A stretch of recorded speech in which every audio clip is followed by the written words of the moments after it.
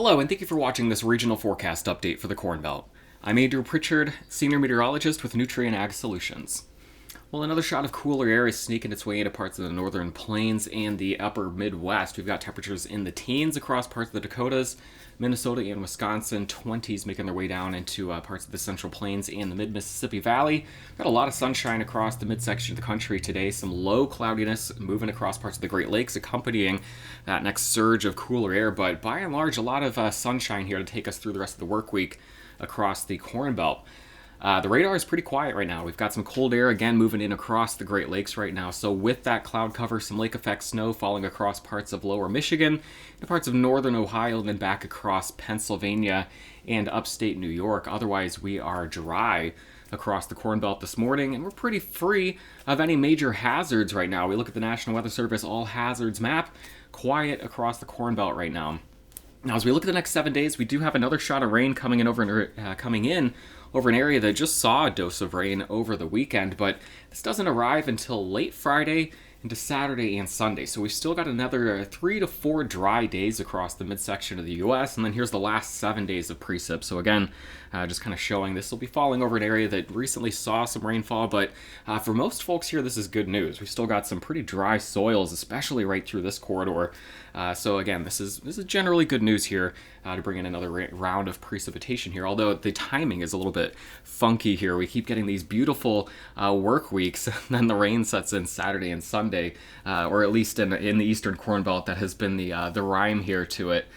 So let's take a look at the setup here that provides the rain, because it's a little bit of an unusual one. So I'm showing you the surface wind speeds here as we head through the next few days. We're going to be dealing with some breezy winds today across the eastern Corn Belt, and then as we head through the mid to late part of the week across the central plains. So here are those winds gusting on or blowing out of the south here as we get into Wednesday afternoon.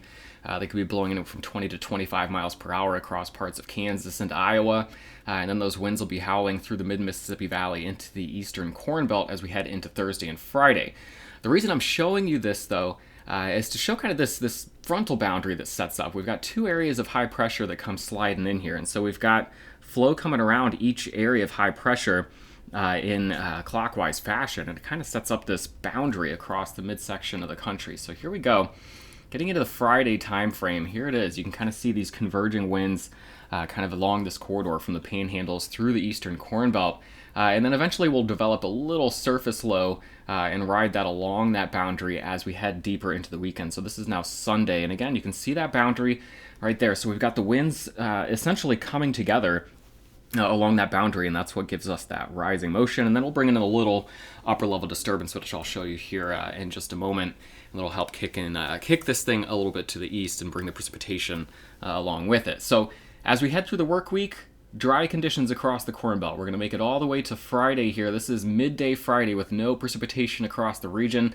This frontal boundary starts to set up here as we get into Friday night, and then the upper level disturbance comes swinging in on Sunday to give us a little bit of a surface wave and then finally bring this thing from west to east. So here we go, Friday night, starting to get some rain setting up from Kansas into central Illinois, expanding at times into parts of Indiana and Ohio. This is now Saturday evening, Saturday night, midnight, Sunday morning now, Sunday midday, and then as we get into Sunday night into Monday, we're starting to get an upper level wave that comes in here across the central plains, and that's what helps take this frontal boundary on out of here, leading us into a potential another warm and mostly dry week as we head into next week.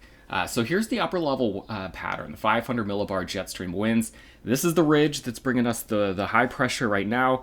The warm up as we head into mid to late week, temperatures again returning to the 60s and 70s for a lot of us as we head into Wednesday through Friday.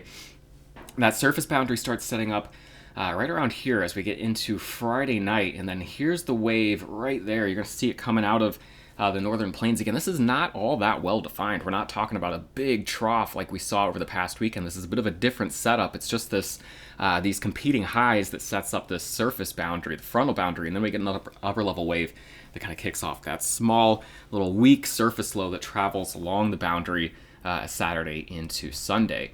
And then on the backside, again, we've got relatively disorganized flow leading us into another potential period of ridging as we head into early to mid next week. So potentially keeping the warmer pattern going as we head into the end of November.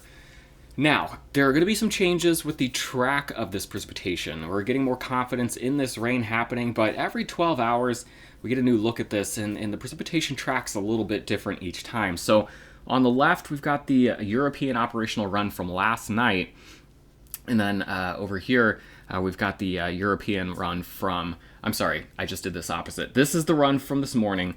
This is the run from last night.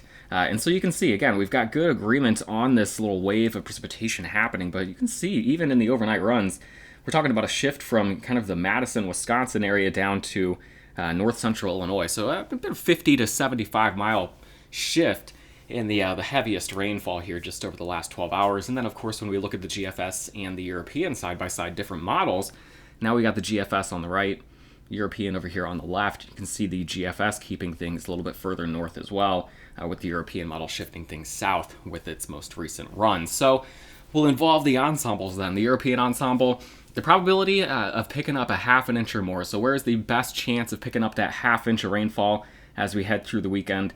Anywhere from eastern Kansas, northeast Oklahoma, into central Illinois and northern Indiana. What is confident, or what is true though, between now and midday Friday, we are keeping things dry across the midsection of the U.S. And again, I told you, we are going to be warming up as we head into the end of the week. We do get a shot of cooler air on the backside of that surface boundary that brings the rain, but as you can see, it doesn't really tap into any bitterly cold air from Canada. We're just really kind of bringing a slightly cooler air mass in here before quickly moderating it as we head deeper into next week. So your high temperatures for the next 5 days, a bit cooler in the east, warmer in the west. Today, that warmth begins to spread from west to east as we head deeper into the week. Here are your highs on Thursday, Friday, and then Saturday, we start to work some rain in right across the midsection of the country. Have a great day. We'll talk to you again on Friday morning.